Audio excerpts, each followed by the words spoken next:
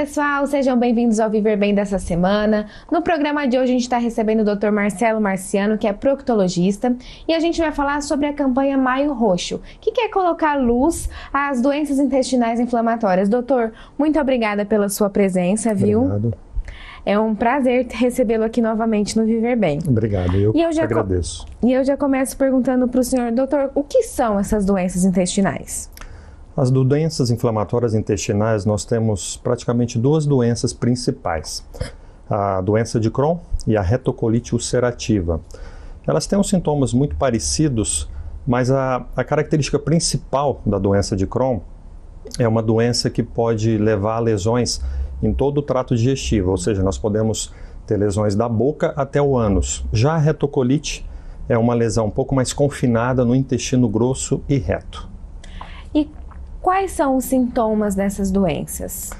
Então, geralmente, Júlia, essas doenças, como eu falei, elas têm sintomas muito parecidos, mas o quadro é bem característico de diarreia, sangramentos, perda de peso. O paciente geralmente é um paciente que pode entrar até em desnutrição, um paciente que se queixa muito de cólicas abdominais, fraqueza, astenia. Então é um paciente que tem geralmente um quadro um pouco que arrastado. Durante alguns meses o paciente vem apresentando um quadro, por exemplo, de uma diarreia que não se controla. Então, nessas situações, sempre o diagnóstico de doença inflamatória intestinal ela deve ser colocado como algumas opções. E quais fatores causam essas doenças? Essa é uma resposta que nós não temos ainda, a causa da doença inflamatória.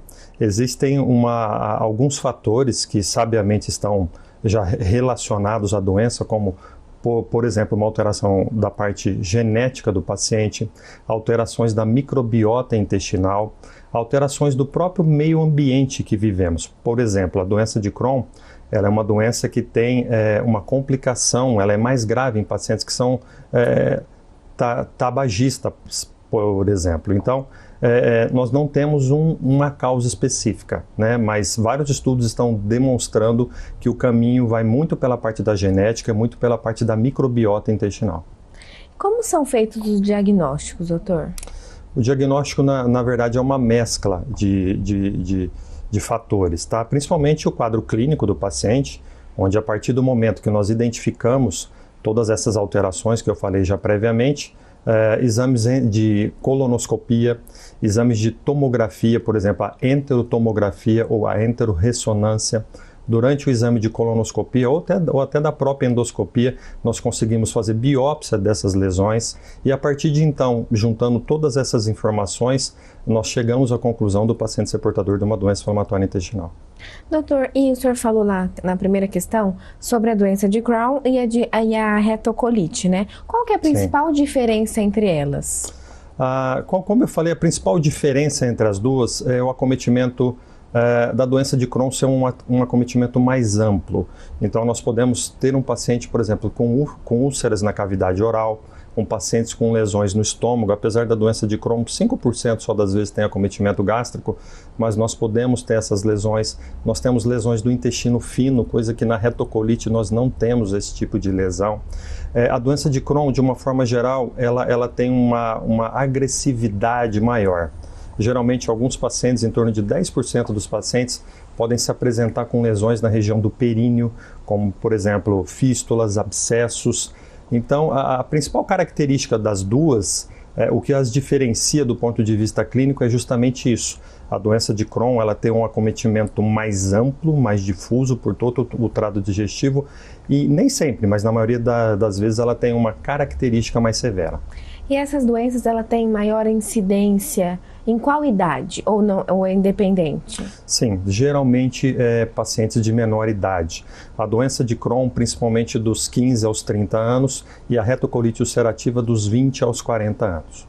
E atinge mais homens ou mulheres ou é indiferente? A faixa etária, geralmente, o sexo, geralmente é muito parecido. Existem algumas regiões específicas onde a mulher pode ser um pouco mais acometida, mas de uma forma geral a doença é bem mesclada entre homens e mulheres. E isso acontece mais em mulheres relativamente por alguma razão? Não, especificamente não. Hoje os dados mais atuais a gente não consegue ver uma diferença tão importante. Às vezes o tabagismo, por exemplo, que é um fator um pouco mais associado à doença de Crohn e mais presente em homem, né? Geralmente o homem fuma mais do que a mulher, poderia ter uma justificativa para a doença de Crohn ser mais comum em homem, e na verdade não é bem assim. A gente vê que existe uma certa predominância para a mulher, mas de uma forma geral, geralmente é meio-meio, metade-metade. Certo, e quais são as principais formas de tratamento dessas doenças? A doença de Crohn, ela por ser um acometimento de toda a parede intestinal, ela é uma doença que merece um tratamento um pouco mais intensivo. As medicações elas podem ser usadas desde corticoides, numa fase inicial de diagnóstico. O corticoide, só lembrando aqui, ele não deve ser usado como tratamento contínuo para o paciente, em virtude dos efeitos colaterais que ele pode gerar. Nós temos as medicações que alteram a imunidade do paciente, como por exemplo a azatioprina e o metotrexato, que são as medicações onde nós, a partir do momento que nós as introduzimos, essas medicações elas reduzem a resposta inflamatória do intestino. Porque na verdade a doença inflamatória é isso. O nosso intestino, ele de uma forma, ele fica um pouco descontrolado, a sua resposta inflamatória. Então esses imunossupressores, como nós chamamos, eles ajudam a reduzir isso. Mas o grande diferencial do tratamento das doenças inflamatórias, em especial a doença de Crohn, foi a introdução das medicações ditas biológicas. O infliximab, o adalimumab, hoje nós temos drogas mais modernas como o ustekinumab, o vedolizumab, ou seja, são drogas que conseguem controlar o processo inflamatório com menos efeito colateral. Já com relação à retocolite, a grande maioria dos pacientes são tratados com salicilatos. No caso, a forma mais comum é a mesalazina. Mas também, em situações de maior gravidade, também podemos entrar com os imunossupressores e também podemos entrar com as medicações biológicas. E existe cura para essas doenças? Até o momento não, Júlia. Nós não temos nenhum tipo de tratamento onde se objetiva a cura. Nós não conseguimos isso ainda. O que nós temos são as medicações que ajudam a controlar o processo inflamatório. Então o paciente acaba ficando de uma forma bem satisfatória do ponto de vista de qualidade de vida. Mas isso depende muito da assiduidade do paciente no tratamento. Então, definitivamente, a cura ainda nós não temos. Doutor, e a gente sabe como evolui essa doença, se ela se agrava? Ela tem uma gravidade? Sim. Tanto a retocolite quanto a doença de Crohn. Uma doença dessa mal conduzida, mal cuidada, ela pode evoluir para a necessidade de cirurgia.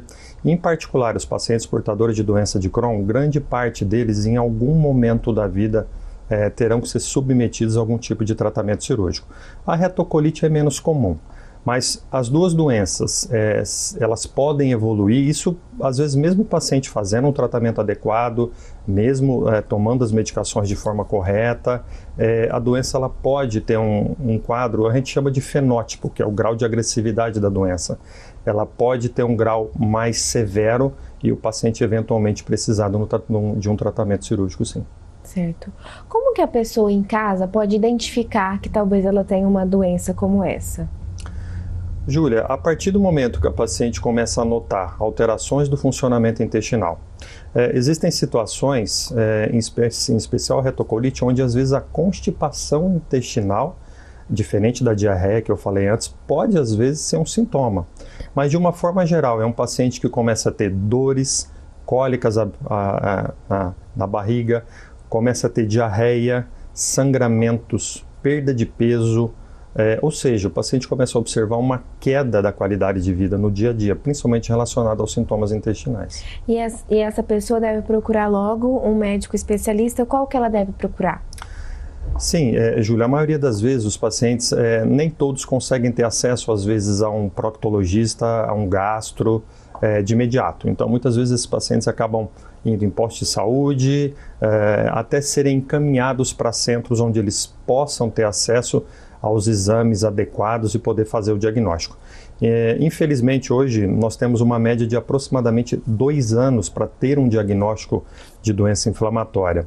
Isso muito em virtude da falta de acesso dos pacientes a esses exames que são essenciais, a colonoscopia, a tomografia, né, e tudo mais. Então, inicialmente, o paciente, quando tiver algum desses sintomas, isso se postergar um pouquinho, o ideal é estar tendo o acesso ou estar procurando um proctologista ou um gastro.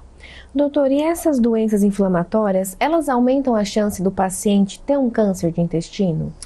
Sim, Júlia. Em especial a retocolite. Por conta do seu acometimento severo na parte do intestino grosso. A doença de Crohn, ela também acomete o intestino grosso, mas o principal foco dela é o intestino fino, mas a retocolite ulcerativa, sim. Por ela ter ela proporcionar uma inflamação crônica no nosso intestino grosso, esse paciente, ele aumenta a chance, sim, de desenvolver o câncer, principalmente depois de 15 a 20 anos de doença.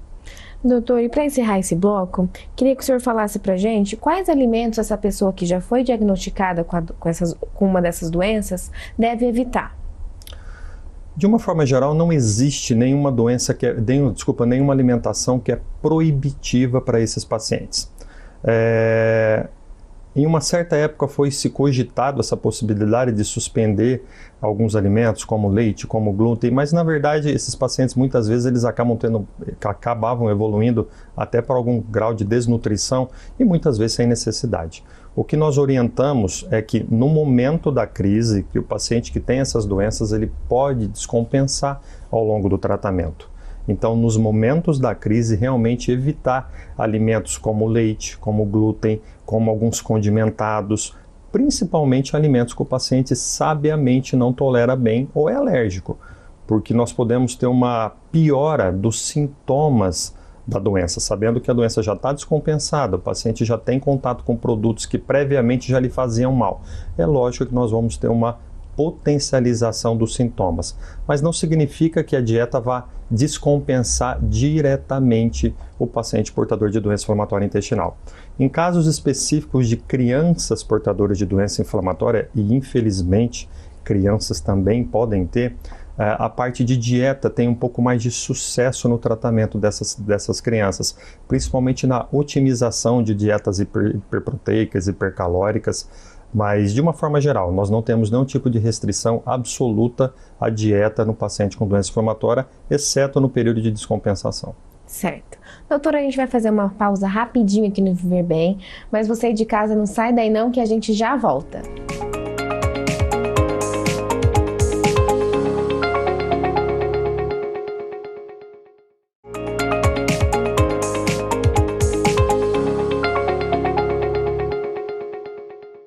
Estamos de volta com o Viver Bem desta semana. No programa de hoje a gente está recebendo o Dr. Marcelo Marciano, que é proctologista, e a gente estava falando sobre as doenças intestinais inflamatórias.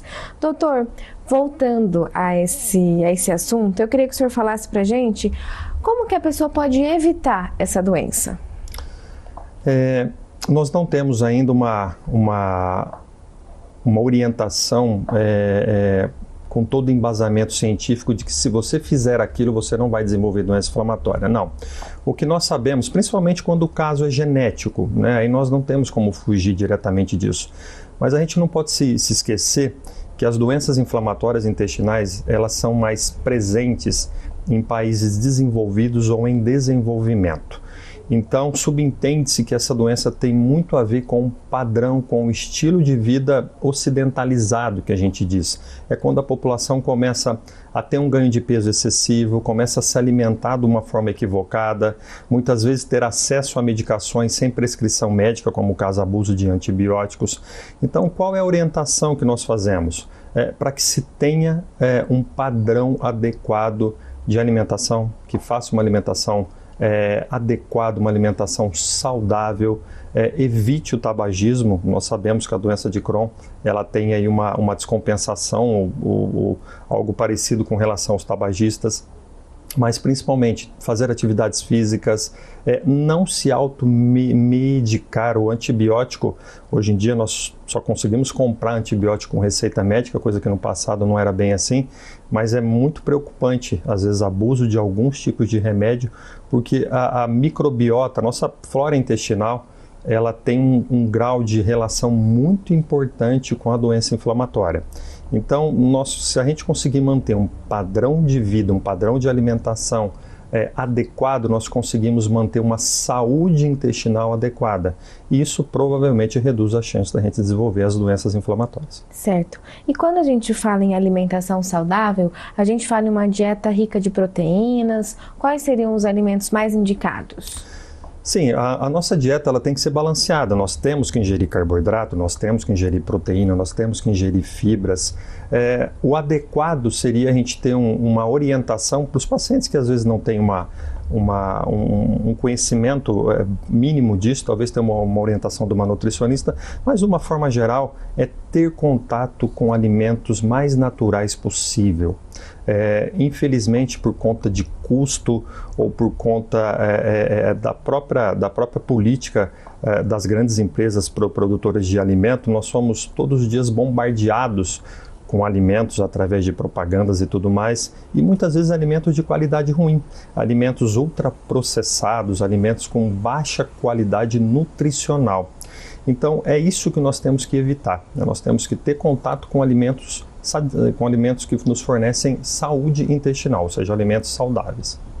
A atividade física também ajuda na prevenção e no tratamento, ou a pessoa que é diagnosticada com essa doença ela deve evitar algum tipo de exercício físico?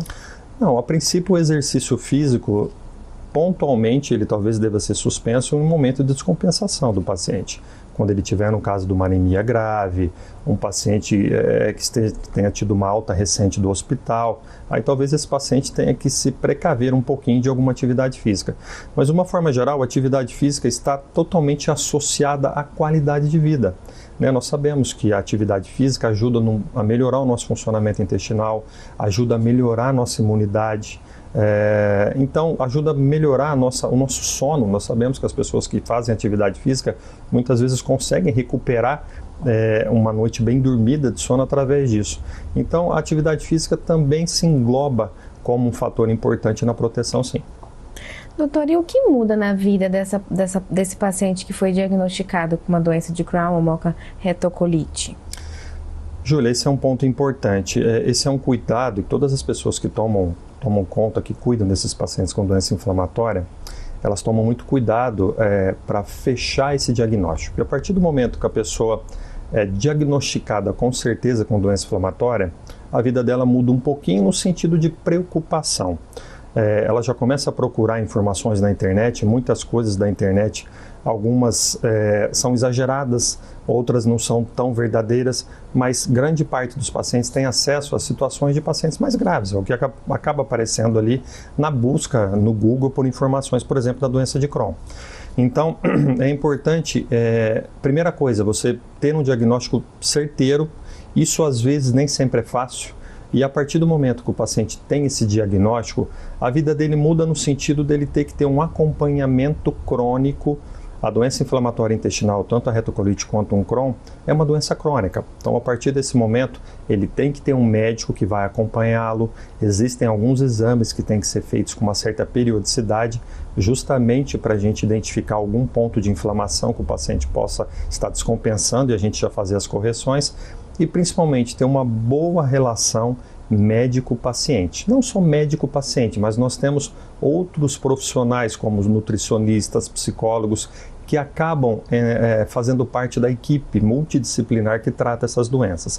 Então, na verdade, se o paciente conseguir entender, ter disciplina para seguir essas orientações, ele tem praticamente uma qualidade de vida normal.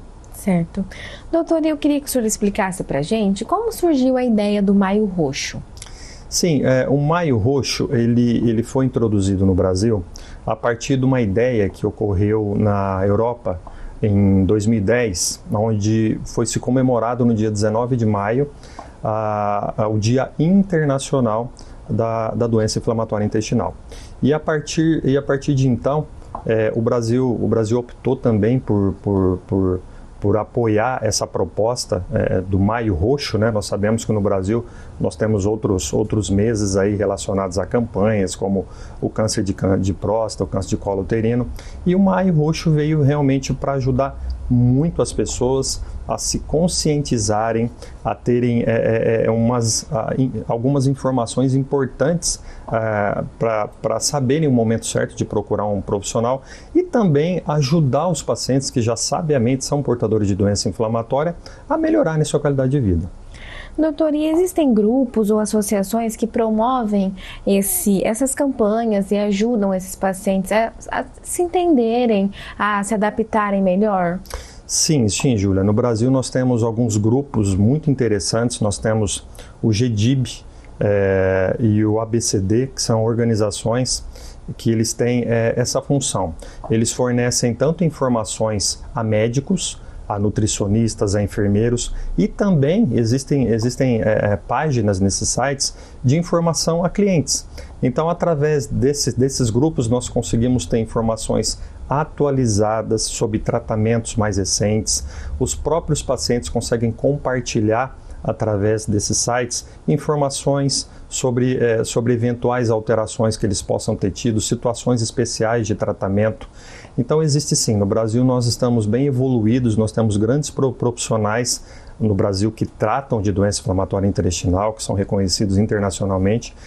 Eu cito aqui esses dois grupos, mas nós temos até outros, mas o gdib.org.br e o abcd.org.br são ótimos sites para os pacientes se informarem. Certo. Doutor, infelizmente nosso tempo está acabando, mas antes de terminar o Viver Bem de hoje, eu queria que o senhor deixasse um recadinho para o pessoal de casa sobre esse assunto. Sim, Júlia. Eu gostaria de uma informação e também aos pacientes que são possuidores de doença inflamatória intestinal. É uma doença importante, ela merece ser tratada com todo o cuidado, mas, como eu já disse, a qualidade de vida dos pacientes pode ser restaurada sim, desde que tenham disciplina de fazerem os retornos, de fazerem uso das medicações, que muitas vezes não é fácil. A gente sabe que algumas medicações têm que ser utilizadas mensalmente, a cada 15 dias, a cada 2 meses. Tem pacientes que usam os comprimidos diariamente, às vezes doses elevadas. Então, são situações que comprometem um pouco a qualidade de vida do paciente. Mas se tivesse o objetivo de colocar na sua cabeça que a doença vai ser controlada, que você vai fazer tudo do ponto de vista de disciplina e, como eu falei, ter um bom relacionamento com os profissionais que o tratam, com certeza você vai melhorar a sua qualidade de vida e você vai conseguir ter essa doença como uma doença comum. Ela merece uma atenção especial, mas ela pode ser tratada e controlada sim. Tá joia. Doutor, muito obrigada pela sua presença, viu? Obrigado, eu que agradeço. Pessoal, o Viver Bem de hoje está ficando por aqui, mas não fica triste não, que na semana que vem a gente tem um encontro marcado. Beijos e saúde!